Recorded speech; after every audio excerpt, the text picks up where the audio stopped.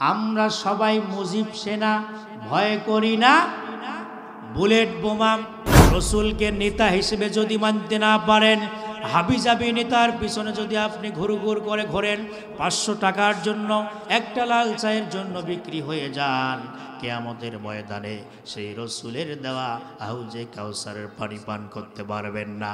এবার বুঝে থাকলে বলুন, দুনিয়াতে 500 টাকা 1000 টাকার পাগল হতে চান না কাউসারের পানি পান করতে চান? আমার ভাইরা, প্লিজ ডোন্ট মাইন্ড, কেউ কথাটা রাজনৈতিকভাবে নেবেন না। আমরা এমনও স্লোগান শুনেছি, আমরা সবাই মুজিব সেনা, ভয় করি না বুলেট বোমা। আমরা সবাই জিয়ার সেনা, ভয় করি না বুলেট বোমা। আছে না নাই? কথা কন না কেন? যদি এই স্লোগান দিয়ে থাকেন, প্লিজ ডোন্ট মাইন্ড, রাজনৈতিক কথা নয়, ঈমান চলে গেছে, নতুন করে আবার আপনাকে ঈমান আনতে হবে। কারণ আপনার আমার নেতা হলেন বিশ্বনবী মুহাম্মদুর রাসূলুল্লাহ সাল্লাল্লাহু আলাইহি ওয়াসাল্লাম। তিনি হলেন আমাদের আদর্শ, তিনি আমাদের আইডল, তিনি আমাদের আইকন, তিনি আমাদের নেতা।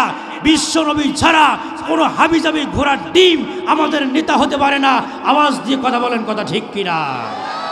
বিশ্বনবীজিকে আমরা নেতা মেনে নিয়েই, জীবন আদর্শ মেনে নিয়েই, তার দেওয়া সেই পথ অনুযায়ী এই জীবন পরিচালনা করে আমরা পৃথিবীর থেকে বিদায় নিয়ে সেই দিন আমরা হাউজে কাউসারের পানি পান করে রসুলের সঙ্গে আমরা এক জান্নাতে থাকতে চাই।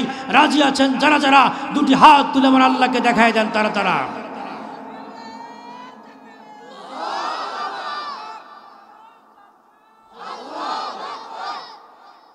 হাত নামায় দেন আমার ভাইরা। নেতা যার পিছনে ঘুরতেছেন, মাত্র 500 টাকা 1000 টাকা দিচ্ছে, আপনি তার পিছনে জীবন দেওয়ার জন্য প্রস্তুত। অবাক করা বিষয়।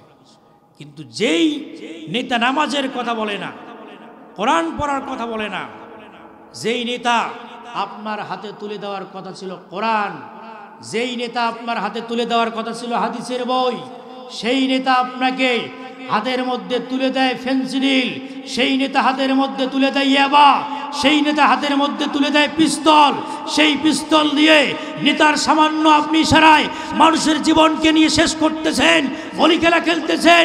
এইরকম নেতাকে আপনি আজকে বরখাস্ত করুন, আজকে আপনি এখান থেকে বিদায় দেন। তাছাড়া কিয়ামতের ময়দানে আপনি আসামি হবেন, এর থেকে আপনি পার পাবেন না। কথা বলেন, কথা ঠিক কিনা?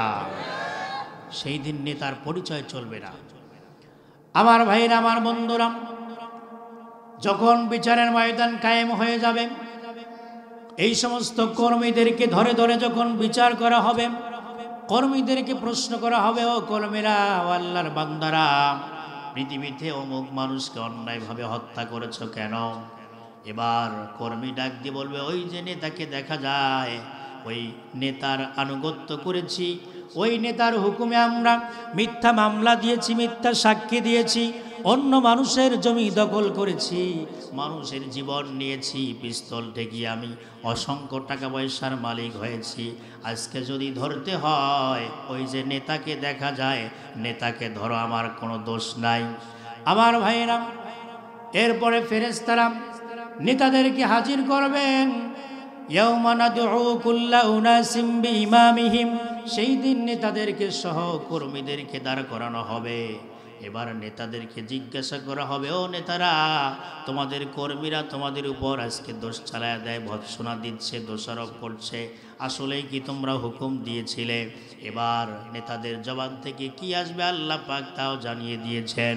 ফালা তালুমুনি ওয়ালুমু আনফুসাকুম। আল্লাহু আকবার বলেন। নেতারা ডাক দিয়ে বলবেন, আমরা তো তাদেরকে কোরআন হাদিস দিয়ে ডাকি নাই, শুধু টাকার লোভ দেখিয়েছিলাম আর সঙ্গে সঙ্গে চলে এসেছে।